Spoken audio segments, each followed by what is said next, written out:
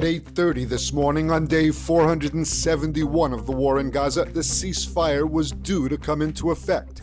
There was a hitch when Hamas failed to provide the names of the 3 Israeli hostages due to be first to be released this afternoon. Israel announced that the ceasefire is not in effect until the names are received. Until this morning, the IDF continued to pound Hamas terror positions in locations across the Gaza Strip. Tanks shelled the Zaytun neighborhood of Gaza City, and airstrikes hit central and southern Gaza.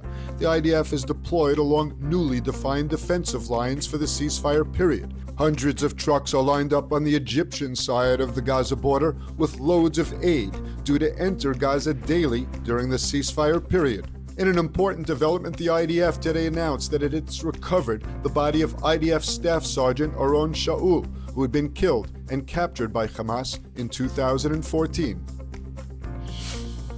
Following the signing of the ceasefire deal with Doha, there was still the need for Israeli government approval.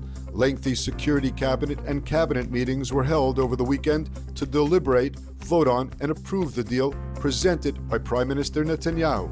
3 Israeli female hostages are due to be released this afternoon, but their identities have not been released in advance due to what Hamas is calling a technical problem. Israel has received the list of the 33 hostages, living and dead, set to be returned in Phase 1 of the Gaza ceasefire.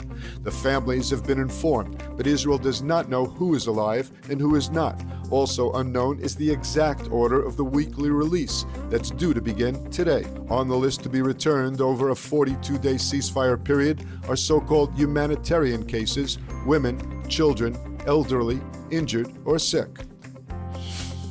Even before the cabinet vote on the ceasefire deal, right-wing Minister of National Security Itamar Gvir announced that his Otzma Yehudit party would leave the government if it passed. Indeed, Gvir and the other ministers submitted resignation letters this morning that go into effect 48 hours after submission. Gvir called the hostage for ceasefire agreement reckless, saying it will lead to the release of hundreds of murderous terrorists and effectively erase the achievements of the war in Gaza.